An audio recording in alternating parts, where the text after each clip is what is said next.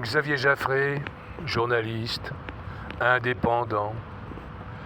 Je suis dans l'allée Alain Leprest à Ivry-sur-Seine et je vais évoquer la petite partie 2 du revenu universel qui a été abandonné justement par les sénateurs qui n'avaient pas beaucoup de base de travail ni même de personnel de qualité pour avancer. Alors voilà, donc pour les sénateurs, le revenu universel a été abandonné, car pour eux, assurer un revenu à vie pour une personne majeure, disons une somme variant entre 200 et 700 euros mensuels, c'était impossible de le faire pour des raisons d'endettement bancaire, alors qu'il suffisait d'utiliser des principes d'ingénierie, c'est-à-dire, oui, au départ ils avaient pensé, je crois, si mes souvenirs sont exacts, à prendre un peu d'argent, enfin détourner de l'argent du trésor public et alimenter le concept, mais bon,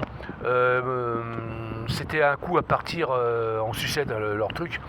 L'objectif était de bâtir une économie d'abondance et non pas une économie de pénurie, voilà. Parce que ça aurait été tout simplement une espèce de RSA à vie, quoi, une deuxième retraite, qui n'aurait mené nulle part, parce que en coulisses, on pense que les travailleurs ne financent pas le RSA de ceux qui en sont allocataires, mais que c'est de la dette, quoi. On fait de la dette bancaire pour payer le RSA à ceux qui en bénéficient. Voilà. Et donc, le boulot est bien avancé. Hein, ça va, ça commence à avancer. Donc, et je pense qu'il est possible, justement, comme lors de ma première vidéo, enfin une courte vidéo, justement où j'évoquais la possibilité pour financer les retraites de détourner, disons, 1% maximum des milliards et des milliards, de trillions de milliards à la seconde qui circulent toute la journée sur les places boursières, n'est-ce pas ? Les banques françaises, entre autres. Et que non seulement ça peut financer la retraite de ceux qui n'ont pas pu cotiser intégralement, mais ça peut également financer le revenu universel. Voilà, facile.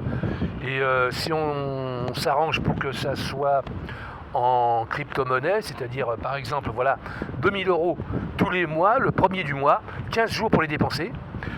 Au bout de 15 jours, si tout n'a pas été dépensé, les comptes sont remis à zéro. Pas mal. Donc ça fait de sérieuses économies. Recréditer 2000 € le mois suivant.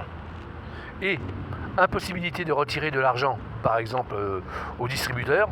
On ne peut que dépenser cet argent en monétique, c'est-à-dire en électronique, uniquement en paiement contact, sans contact je veux dire, et en l'insérant dans le boîtier, voilà, comme d'habitude. Donc il y a des pistes pour financer ce revenu universel. Alors s'il y en a là, un peu partout qui veulent faire avancer le projet, ils sont les bienvenus parce que vous savez qu'on va bientôt taper dans le mur. Hein.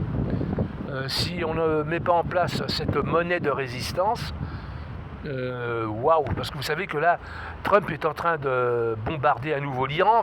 On pense que le prix du carburant à la pompe va encore augmenter, que pour se chauffer cet hiver, c'est bientôt, hein. L'automne, c'est dans 2 mois, je crois, n'est-ce pas ? Ça va beaucoup plus vite qu'on imagine. Et l'hiver arrive, enfin bon, il faut prévoir tout ça. Et je crois que malheureusement, ça va être un peu dur.